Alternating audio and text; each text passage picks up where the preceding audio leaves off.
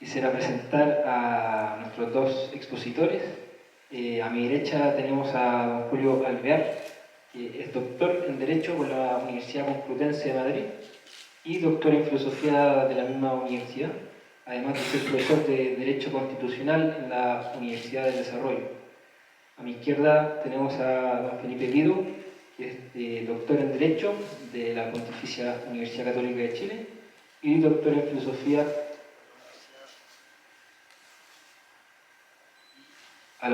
y doctor en Filosofía por la Universidad Complutense de Madrid. Además, imparte cursos Fundamentos Filosóficos del Derecho en la Universidad Católica y de Derecho Natural en la Universidad Católica. Y antes de empezar con la exposición, José Antonio Vidal, director... Va a dar unas palabras.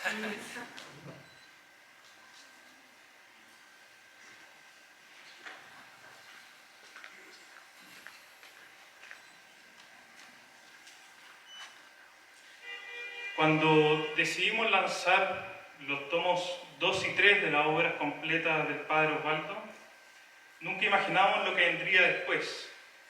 Este lanzamiento fue realizado en la sede de Bellavista de esta misma universidad el miércoles 16 de octubre del 2019. Tan solo 2 días después, y a pocas cuadras de dicha sede, estarían quemando las estaciones de metro, dando inicio a una de las peores crisis políticas por la que ha pasado nuestra golpeada patria en los últimos años. Y por si no fuera poco, en marzo del 2020 se registra el primer contagio COVID en Chile, sumando a la crisis política una crisis sanitaria, ambas agravadas por nuestra clase política.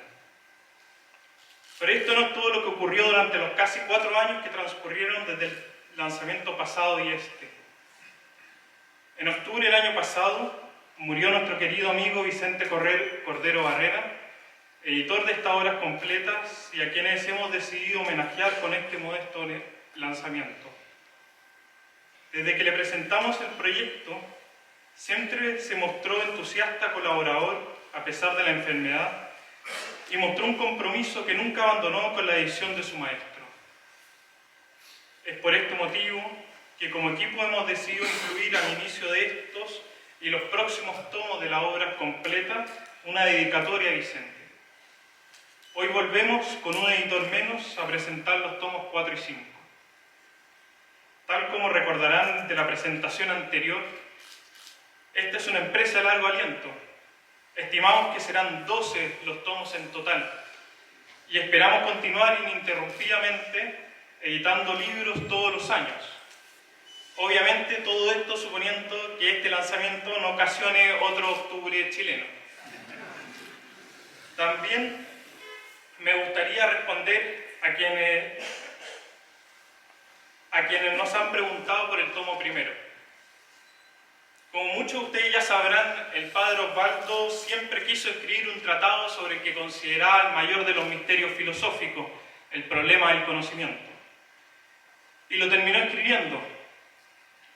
Pero cuando el texto mecanografiado estaba listo para ser editado, el Padre Osvaldo fallece el año 96.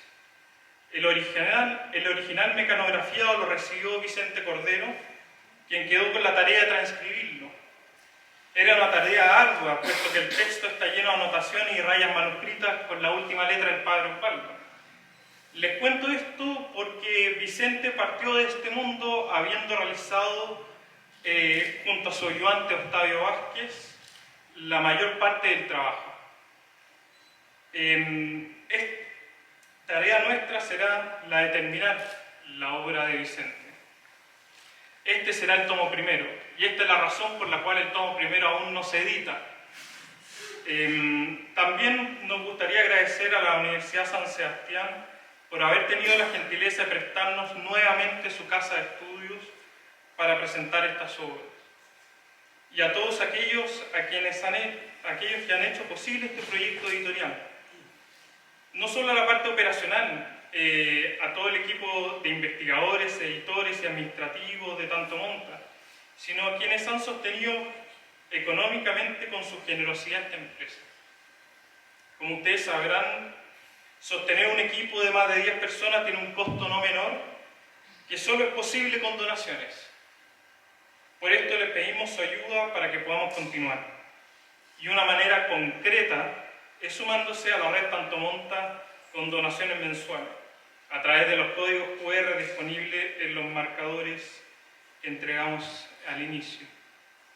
Sin ellas, este y los demás proyectos nuestros no pueden continuar.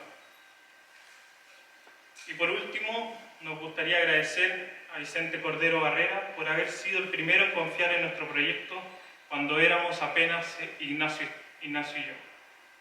Eso es todo. Muchas gracias.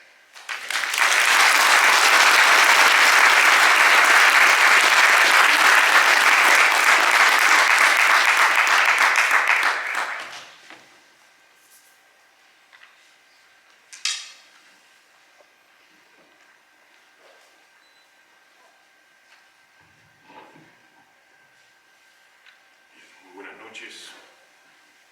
Cumplo en primer lugar un encargo, que es saludar de parte de mi padre, Juan Antonio, a todos los presentes y especialmente a los editores de esta obra. La última actividad académica pública a la que asistió mi padre fue la presentación de los dos primeros tomos, de los tomos 2 y 3, ¿no?, de esta obra, ¿no? Luego vino lo que todos sabemos, el estallido revolucionario, la pandemia, algunos problemas de salud que lo tienen con dificultades para salir. Pero está espiritualmente aquí, muy contento de que se presenten estos tomos y agradecido. Me pidió que los saludara. En segundo lugar, bueno, quiero desde luego agradecer a los editores, agradecerles la invitación. Es un honor estar aquí presentando estos tomos de la obra del padre Lira, pero sobre todo agradecerles por la iniciativa, ¿no? La verdad es que es sorprendente, incluso a veces un poco humillante, que las nuevas generaciones tengan esta capacidad de trabajo y de sacar adelante una cosa que a mí me habría parecido muy difícil hace no tanto tiempo. Quiero unirme, por último, antes de empezar formalmente la presentación, al recuerdo de Vicente Cordero, ¿no?, que ha sido tan importante en esta iniciativa. Bien, vamos a la presentación. Primero decir, bueno, repetir que es un gran honor para mí poder decir algunas palabras en una presentación de esta naturaleza, por muchas razones, pero quizá no la menos importante. La más importante es que el padre Osvaldo, el cura que me bautizó y me dio la primera comunión, fue una de las figuras omnipresentes de mi infancia, en la que en innumerables ocasiones me trató de mequetrefe, paguato, mocoso de mierda y otras linduras, ¿no?, a la vez que me dejaba dolorido el hombro, ¿no?, con sus puñetazos. Además, se podría decir que mi abuelo espiritual e intelectual, ¿no?, en tanto que mi formación intelectual, espiritual y moral recibida directamente de mi padre, se remonta más próxima que remotamente a él, que ha sido el maestro de mi padre.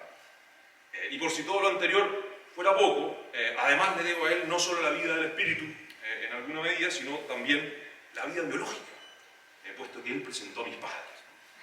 Además lo hizo con una nota en la que, enviado a mi padre a buscar un paquete en casa de mi madre, le advertía en esa nota a mi padre que mi madre era material aprovechable. Escándalo para los feministas de hoy, ¿no? Pensaba el cura, con esta nota, en material aprovechable para proyectos intelectuales, culturales, políticos, etc., ¿no? Pero mi padre aparentemente lo entendió de otra manera. Gracias a Dios. De aquí entonces que me sienta muy honrado y yo aún diría más un poco abrumado por este encargo de presentar estos tomos 4 y 5 de las obras completas del padre Osvaldo Lira.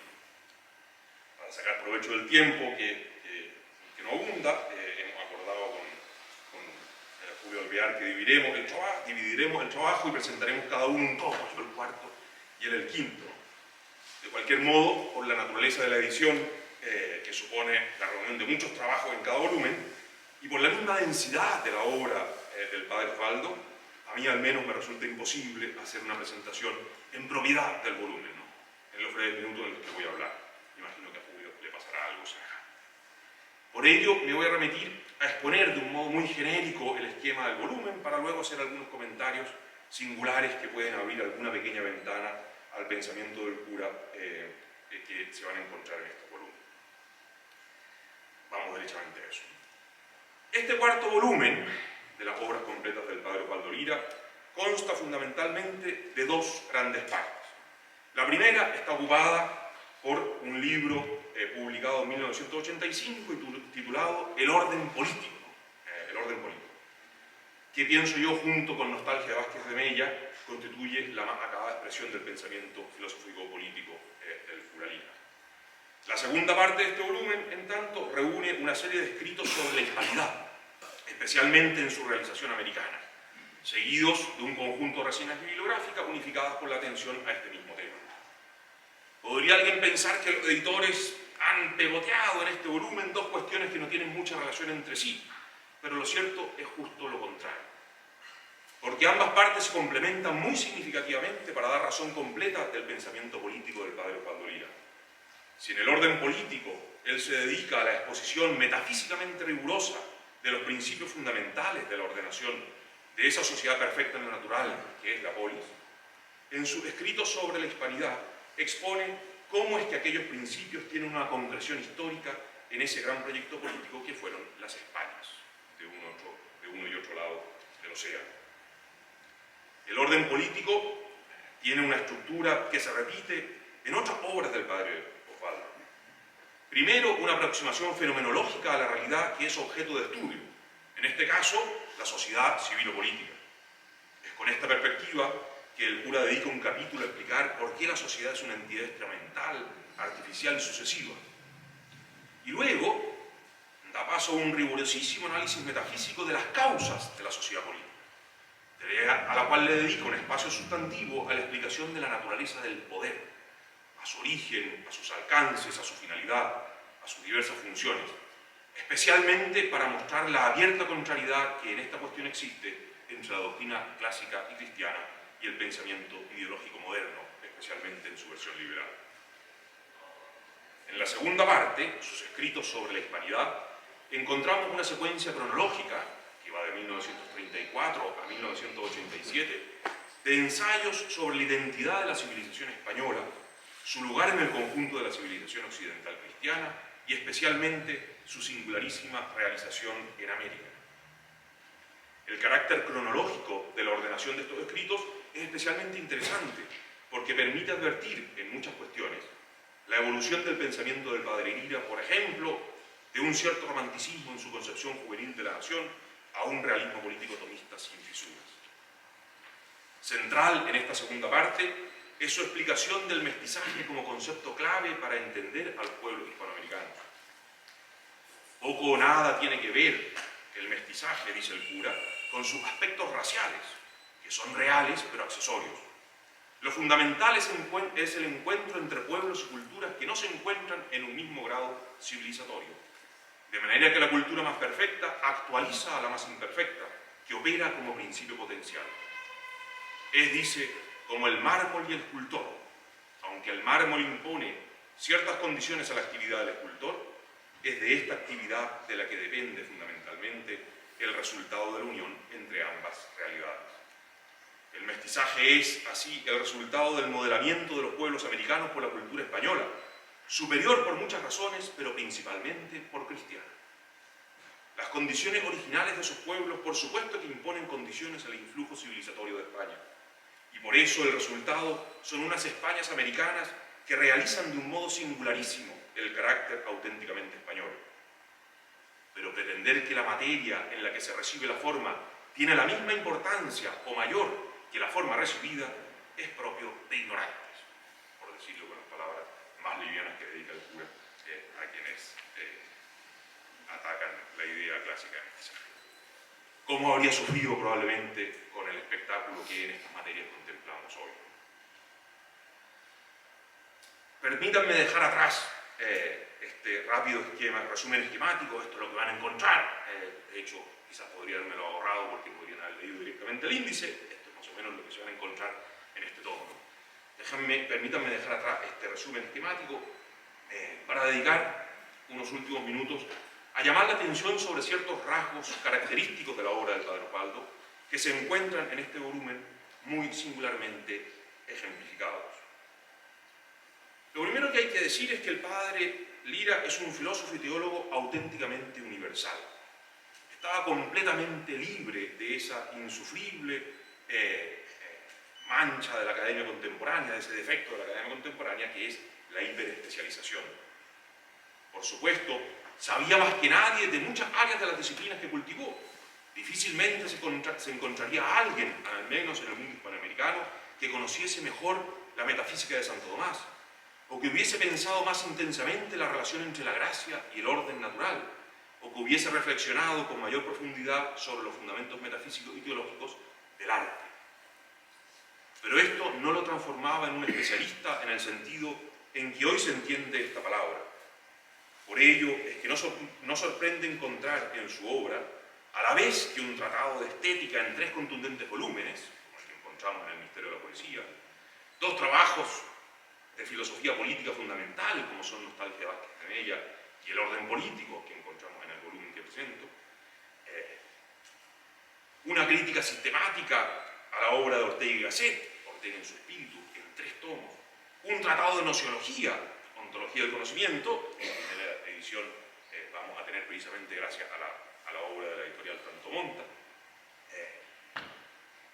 e infinidad de ensayos históricos, políticos, teológicos, literarios, etc. Y en todos ellos podía citar un pasaje teológico o filosófico de Santo Tomás y a la vez algún fragmento de la poesía de Juan Ramón Jiménez, ilustrando su reflexión con referencia a la pintura de Velázquez o a la música de don Manuel de Falla, y coronándolo todo con el recurso a la autoridad de San Pablo o a las palabras del propio Señor Jesús. Su único condicionante era la verdad, o frecuentemente la verdad con mayúscula, que quería exponer y explicar.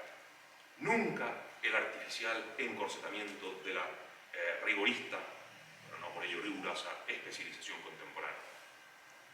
Esta universalidad es, por supuesto, una gran virtud intelectual. No se confunde con el divague desordenado y caótico del pseudo-intelectual que sobrevuela distintas disciplinas sin conocer en verdad ninguna de ellas.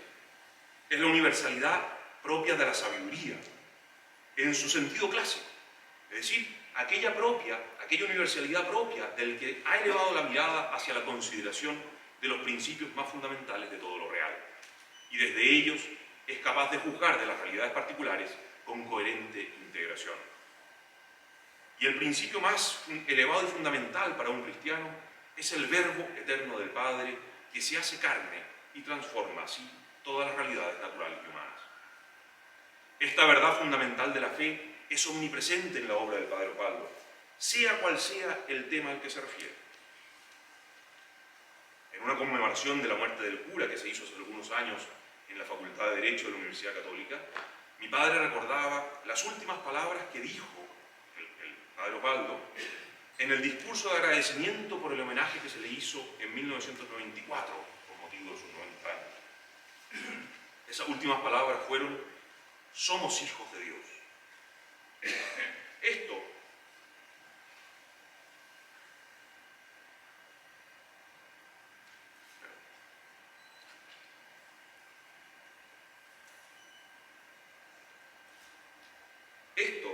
que repetimos con tanta frecuencia,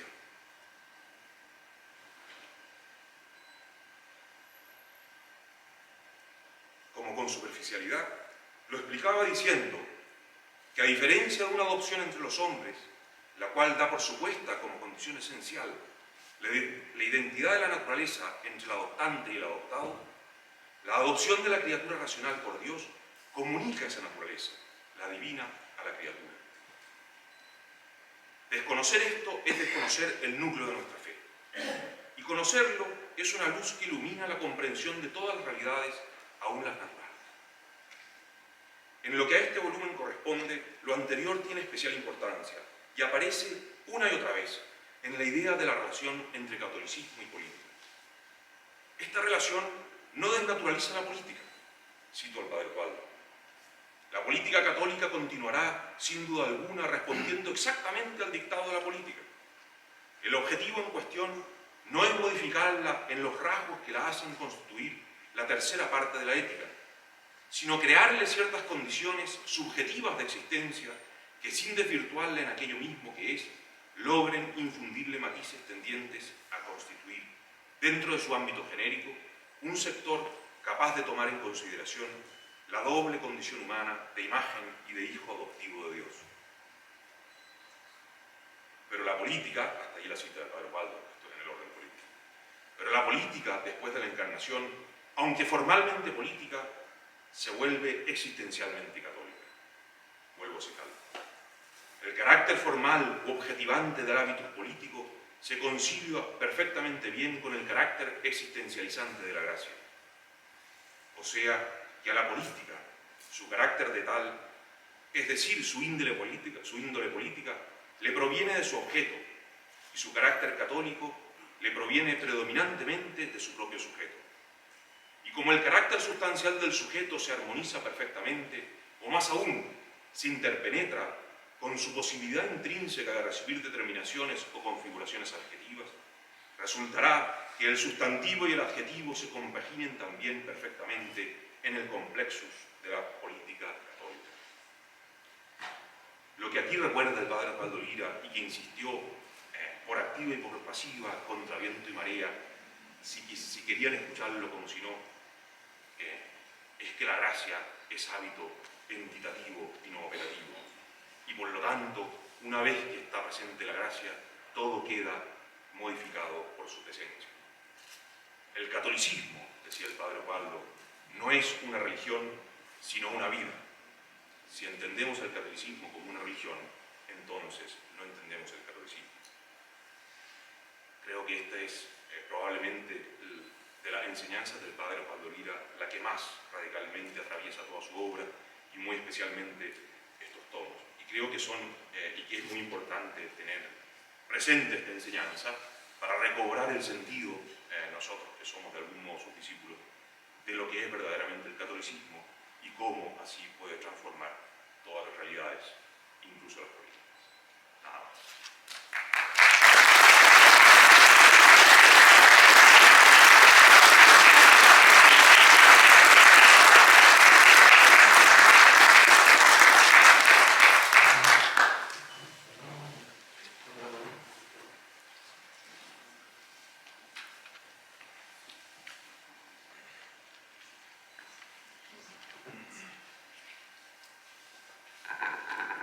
Bien, muy buenas tardes.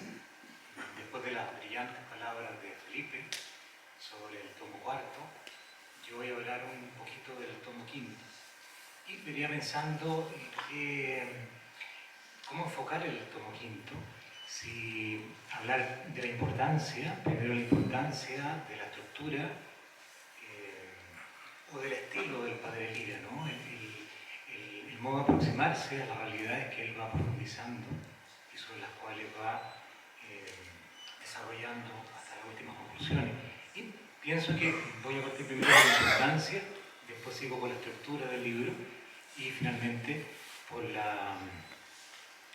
ese estilo, al menos lo que para mí, leyendo este tomo quinto, parece ser el estilo, el sello o el enfoque tan importante para un filósofo, no solamente aquello que puede estudiar, aquello que puede contemplar, sino la manera de hacerlo, la manera de aproximarse. A mí me parece que tanto el tomo cuarto como el tomo quinto se refieren a la filosofía política. Y a mí me parece de suma importancia estos tomos, importancia actual, importancia contemporánea, importancia hoy día, sobre todo para las nuevas generaciones. Es sorprendente.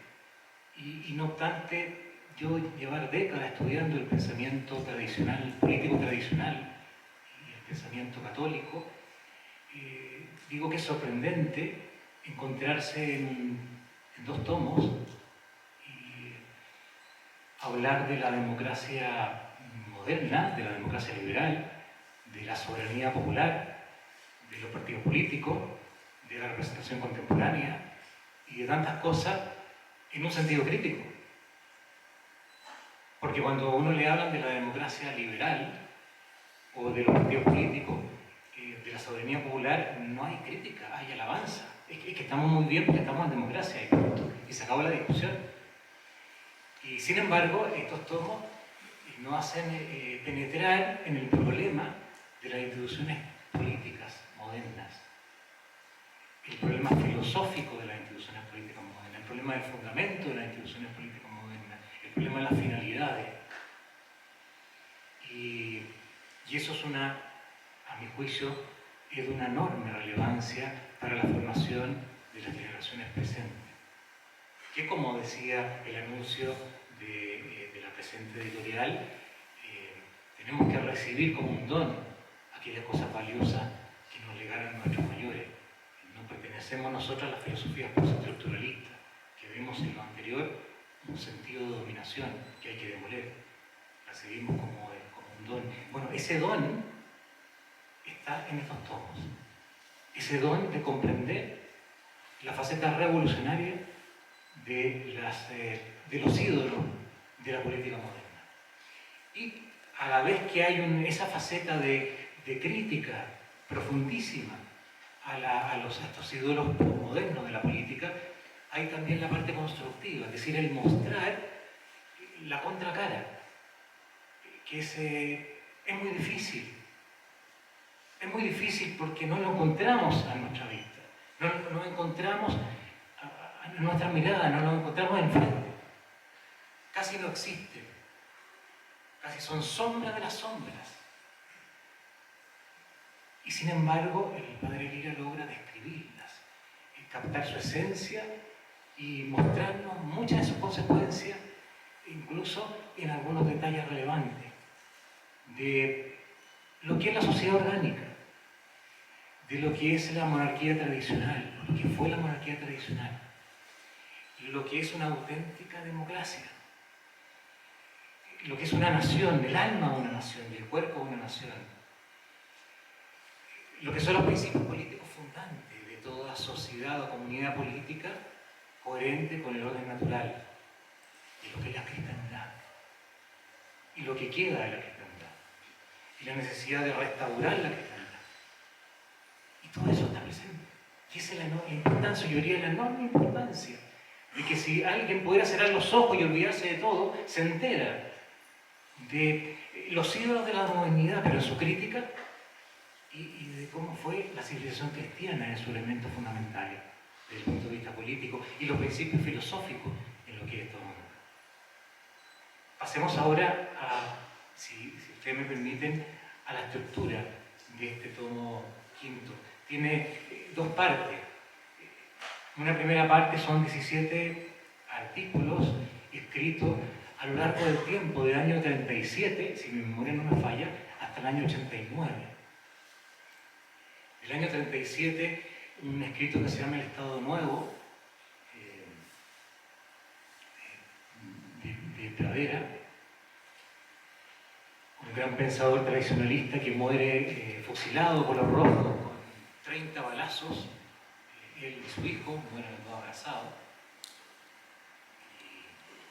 Con esa historia, con esa imagen parte del artículo, y finaliza con un artículo magnífico sobre la teología de la revolución. Asimismo, teología de la revolución. No historia de la revolución, no filosofía de la revolución, sino teología de la revolución, del año 89. Y son artículos que muy bien seleccionados por los editores, en donde uno va recorriendo un poco lo que dijo Felipe, el desarrollo, no quiero decir la palabra evolución, ¿de acuerdo? Pero el desarrollo, el desenvolvimiento del pensamiento del padre Lira en una serie de temáticas sumamente actuales. Y un encadenamiento también, y en ocasiones un diálogo del padre Lira consigo mismo. Nos encontramos con situaciones hasta provocadoras, ¿no? Porque hay un artículo del padre Lira sobre Maritain en que trata de salvar a Maritain, trata de salvar ese libro odioso de Maritain, Humanismo Integral, el concepto de cristiandad, trata de salvar a Maritain, ¿no? Con una distinción entre lo que ha quedado en el pasado y lo que es la esencia de la cristiandad para todos los tiempos.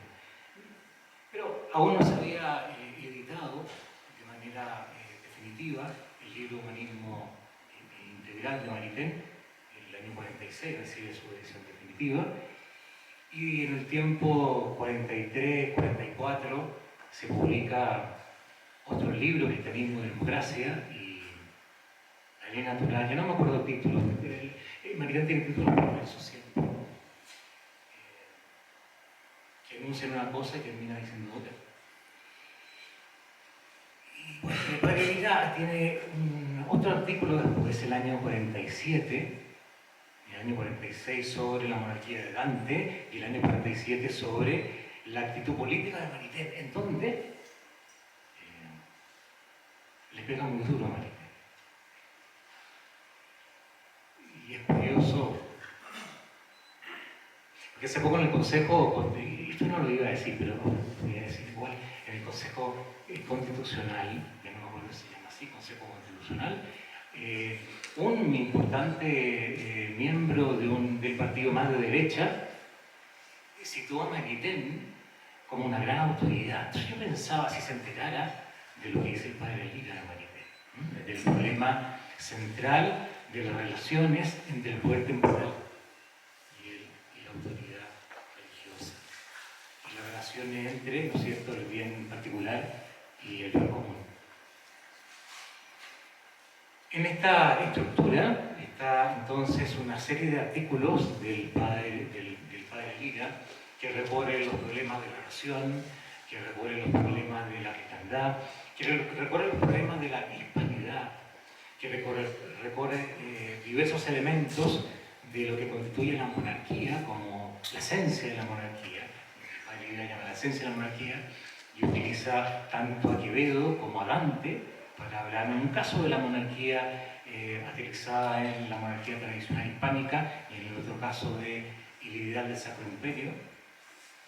Y finalmente en un apéndice aparece un debate, una disputa entre 4 autores, entre ellos el padre Lira, en la revista Política, Economía y Cultura del año 67, sobre cristianismo y marxismo, en donde un autor llamado Manuel Fonseca, un jesuita, publica en esa revista un libro que se llama, un artículo que se llama Desviación del catolicismo social en América Latina. Un jesuita, como era característico de esa época, un jesuita demócrata cristiano, en el peor sentido de la palabra, pero asombrado el jesuita de que la democracia cristiana se vaya corriendo hacia el marxismo. Y entonces cita a Silva Solar y sus alabanzas a la reforma agraria, etc. Y Silva Solar le responde, y bueno, termina el padre Lira. El padre Lira, al final, no voy a decir de qué se trata para que ustedes lean ese debate, es notabilísimo. El padre Lira interviene en 3 ocasiones y al final le dice a Silva Solar que está cantando la palinodia. O sea, se está cantando permanentemente en el debate sin reconocer ese retractarse de que el catolicismo con el marxismo son incompatibles, sustancialmente incompatibles, y el padre Lira explica por qué. Y al explicar por qué, y voy a la última parte de lo que quisiera tratar con ustedes, el estilo del padre Lira. De la lectura del tomo quinto, pero también de las otras obras del padre Lira, yo, al menos a nivel personal, quisiera atacar 4 cosas. La primera es su fidelidad a la fe católica, que también abordó Felipe, pero tengo también que decirlo, porque lo mismo se produce de la lectura de este tratado. Y no hay mejor síntoma para mostrar esto, porque esto hay que mostrarlo, no solamente leerlo, que en esa disputa con Julio Silva Solar, porque defendiéndola del Partido Demócrata Cristiano, Julio Silva Solar dice que el Partido Demócrata Cristiano tiene inspiración cristiana, pero no es confesional. Decir que no es confesional como la cuadratura del círculo. Inspiración cristiana, no, pero no es confesional. Y después dice Silva Solar que la inspiración cristiana consiste en el fermento evangélico o en la energía, en las 2 cosas, fermento evangélico y energía histórica, con que influye el cristianismo, especialmente el cristianismo primitivo, en eso de la fraternidad, solidaridad y la comunidad. Eso sería la inspiración cristiana del Partido Demócrata Cristiano de la época. Y el padre Lira da la impresión de que agarra del cuello a Silva Solar en este debate, y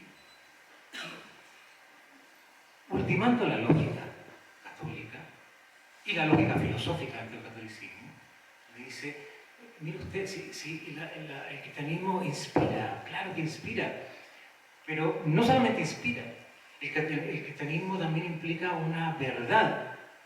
El cristianismo implica un conjunto de doctrinas, un credo. Y el credo se transforma en verdad, que se afirma, que se adhiere, que se proclama, que se ama, que se vive. Y esa verdad se transforma en una persona que es Cristo. Y Cristo es vida.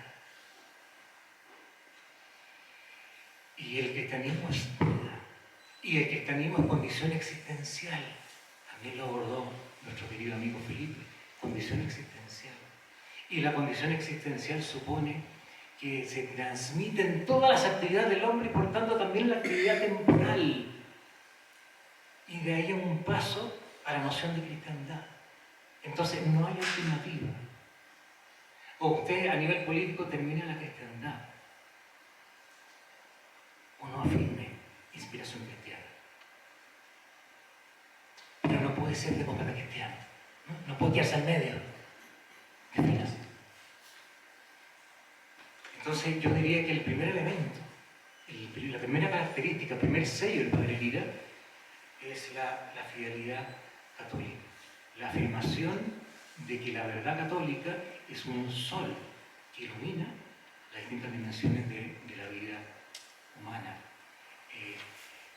Es el primer elemento. El segundo elemento lo dice alguien que ha conocido la verdad católica a nivel teológico. Lo dice alguien que es teólogo de fondo, que conoce las distinciones teológicas hasta en sus últimas medidas y que sabe qué significa cada palabra. Pero además de teólogo, es místico. Pero de la mística del padre Lira yo no voy a hablar porque el tomo quinto y cuarto es de los escritos políticos, no de la mística. También es filósofo, metafísico, sobre todo metafísico. Y bueno, es filósofo político con una gran, con un gran sello, que es que conoce la historia. Entonces es un agrado cuando él va demostrando tesis filosóficas y la va ilustrando con situaciones históricas concretas.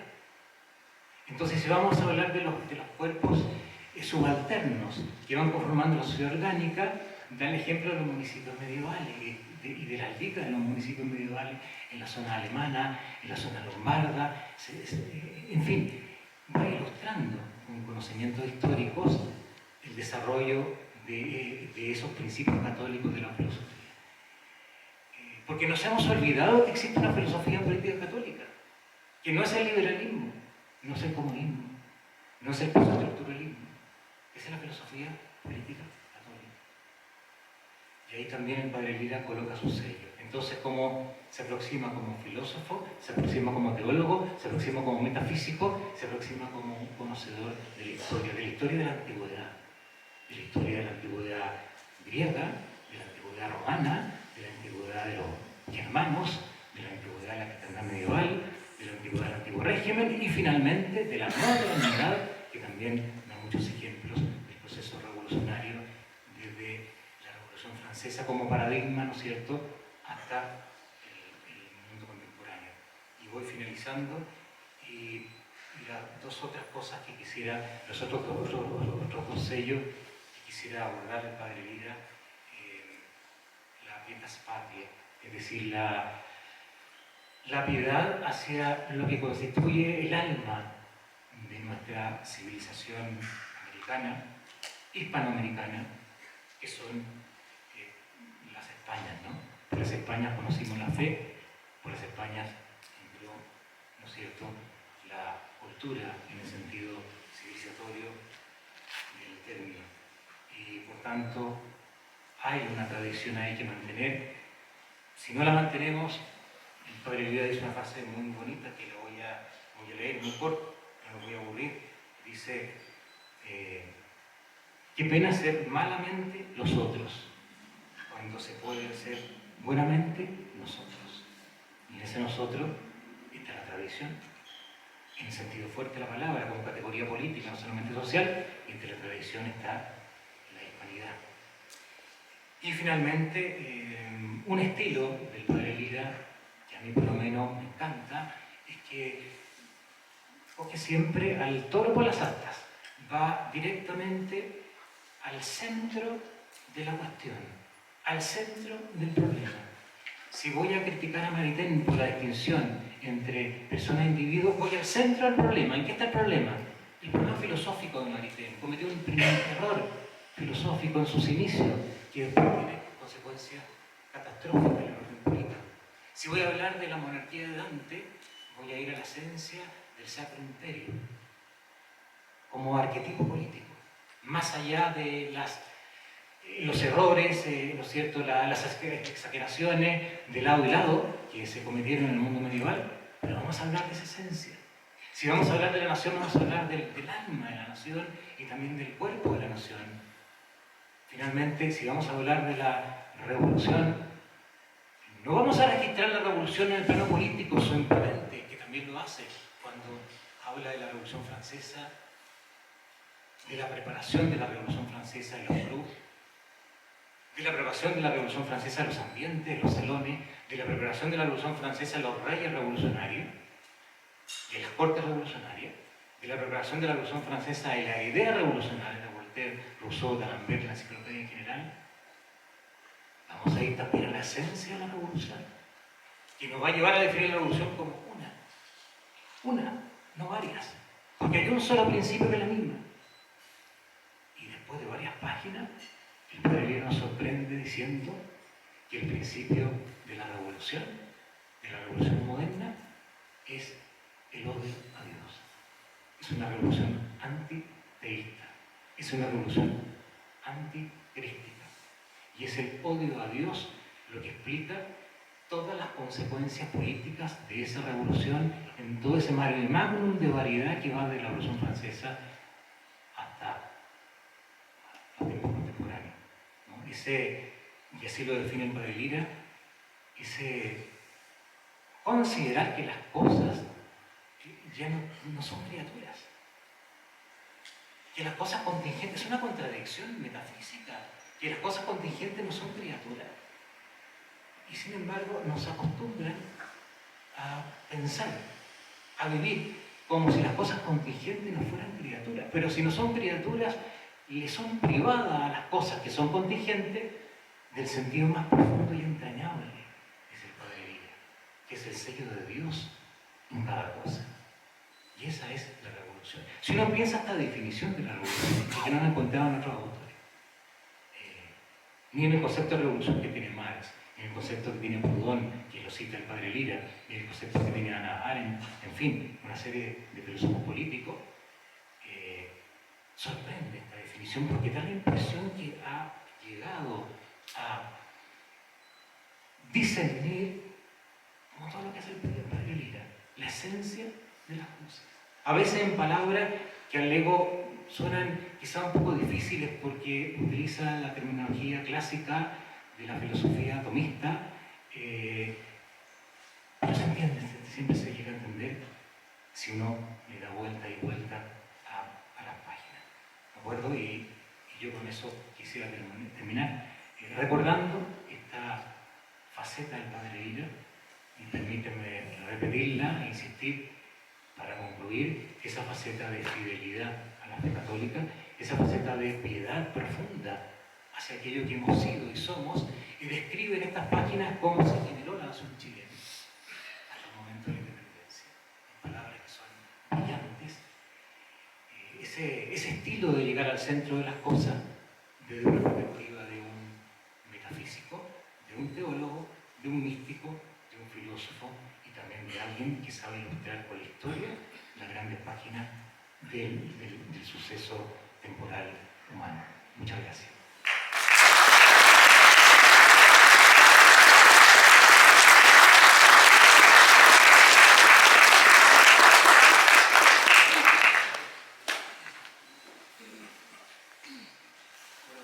muchas gracias a Felipe y a Julio por estas exposiciones y a todo el público por asistir a este lanzamiento.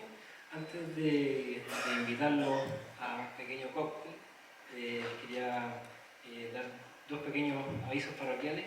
Y afuera vamos a estar vendiendo los libros, estos nuevos 2 tomos, además de todos los libros que tenemos en la editorial.